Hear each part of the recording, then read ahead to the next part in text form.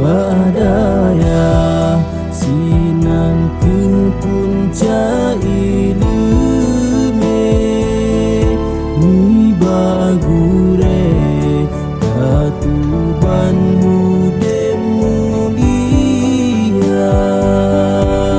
Pak Gure nasalah kadar bantuan menyatakan kira hanalu karena kita rame, cuman walaupun hendaknya bermanfaat bagi anak-anak di sini, dan insyaallah lagi Gure pegah kuno ulun kan ulun janji tapi nak sampaikan masalah ranjang ulun coba ulun sampaikan mbak urang yang lebih rayu lo mbak pimpinan ulun mbak Molim atau mbak Difat selaku wakil gubernur Aceh dan mbak ketua DPR, insyaallah moga-moga hendaknya terkabul permintaan anak-anak kita yang disampaikan karena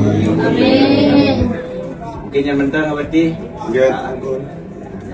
Assalamualaikum warahmatullahi wabarakatuh. Waalaikumsalam warahmatullahi wabarakatuh. Ngenadaya nasohiro agamanya rahmat fitrah ati tubuh du manusia yang putih manjrah agama cipta